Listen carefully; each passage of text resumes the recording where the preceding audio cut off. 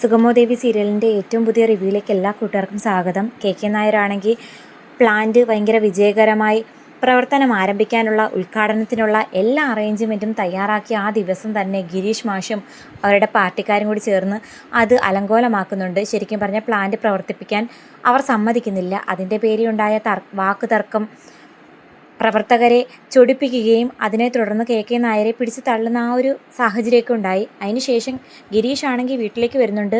നമ്മുടെ രജനിയും കൂട്ടി ഹോസ്പിറ്റലിലേക്ക് പോകാൻ തയ്യാറായിട്ട് നിൽക്കുന്ന സമയത്ത് വീട്ടിലേക്ക് വരുമ്പോൾ ഫുഡ് കഴിച്ചിട്ട് പോകാൻ പറയുമ്പോൾ അങ്ങനെ കഴിക്കാനായിട്ട് അകത്തേക്ക് പോകുന്ന തൊട്ടു പിന്നാലെയാണ് പോലീസ് ജീപ്പാണെങ്കിൽ ഗിരീഷിനെ കൂട്ടിക്കൊണ്ട് പോകാൻ വരുന്നത്. കെ നായരെ ആക്രമിച്ചു വധശ്രമത്തിനുള്ള കേസാണ് ഇപ്പോൾ ഫയൽ ചെയ്തിരിക്കുന്നത്. കെ നായരാണെങ്കിൽ ആൾ നിസാരക്കാരനല്ല. ഇസബല്ലയും അതുപോലെ DYSP ഒക്കെയാണ് ക്യാഷ് കൊടുത്തും അല്ലാതെയും സ്വാധീനിച്ച് നിർത്തിയിരിക്കുന്നത്. അതുകൊണ്ട് തന്നെ കെ നായർക്കെതിരെ ആരെന്ത് പറഞ്ഞാലും പ്രവർത്തിച്ചാലും അവരെ ചൊൽപ്പടിക്ക് നിർത്താൻ കുറേ വാടക ഗുണ്ടകളും മാത്രമല്ല പണത്തിൻ്റെയും നിയമത്തിൻ്റെ എല്ലാം ഒരു പരിരക്ഷ അയാൾ കരുതിക്കൂട്ടി വെച്ചിരിക്കുന്നുണ്ടായിരുന്നു. ഗിരീഷിനെ പണത്തിലൂടെയോ ഭീഷണിയിലൂടെയോ വരുതിക്കാക്കാൻ നോക്കിയിട്ട് അതൊന്നും നടക്കാത്തതിൻ്റെ ദേഷ്യം മുമ്പേ തന്നെ കെ നായർക്കുണ്ട്.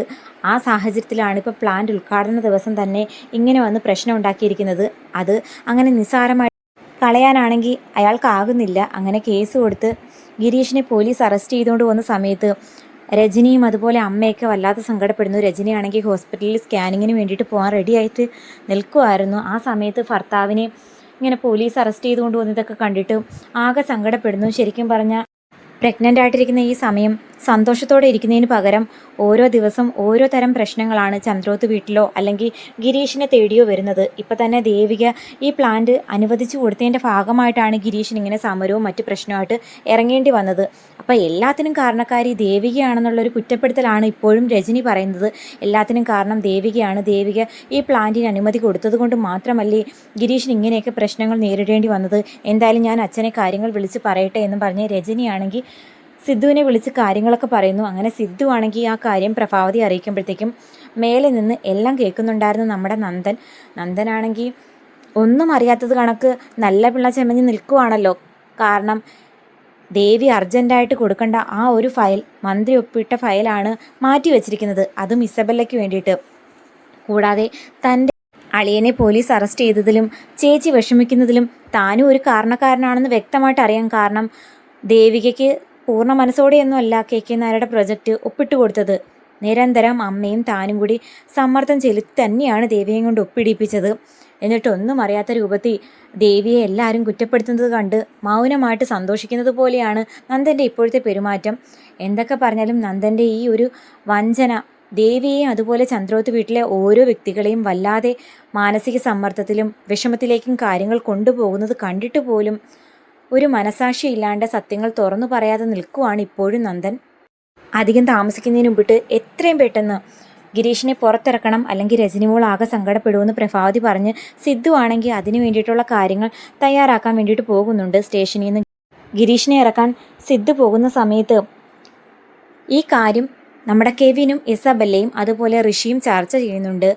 ഗിരീഷും പാർട്ടിയും ഇങ്ങനെ ശക്തമായിട്ട് ഈ പ്ലാന്റ് പ്രവർത്തിപ്പിക്കാൻ സമ്മതിക്കാത്ത കെ നായർ സാറിന് ഭയങ്കര സങ്കടവും ദേഷ്യമായിട്ടുണ്ട്. കാരണം ഈ പ്ലാന്റ് ഒന്ന് പ്രവർത്തിപ്പിക്കാൻ വേണ്ടി അയാൾ ഇത്തിരി ഇമ്മിണിയും ക്യാഷല്ല ചിലവാക്കിയിരിക്കുന്നത്. ഇപ്പം തന്നെ മേഡത്തിനും നമ്മൾക്കുമൊക്കെ എത്ര ക്യാഷ് ചിലവാക്കിയിട്ടുണ്ടെന്നറിയാമോ?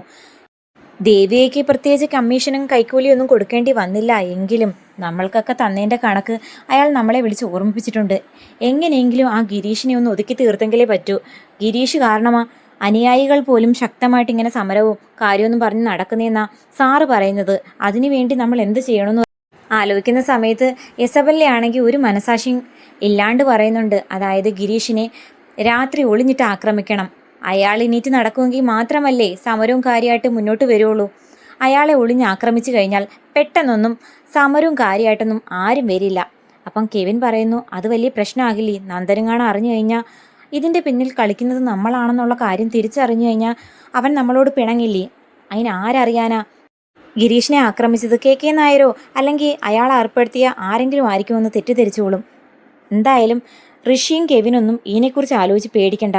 അതിനു വേണ്ടിയിട്ടുള്ള കാര്യങ്ങൾ ഞാൻ തന്നെ തയ്യാറാക്കിക്കോളാം. ക്യാഷ് വാങ്ങിയത് ഞാനല്ലേ, ക്യാഷ് വാങ്ങിയിട്ടുണ്ടെങ്കിൽ അത് നടപ്പാക്കാനുള്ള ദൗത്യം എനിക്ക് തന്നെ ഉണ്ട് എന്നും പറഞ്ഞ് ഇസബല്ലയാണെങ്കിൽ എന്തൊക്കെയോ പ്ലാൻ ചെയ്യുന്നു.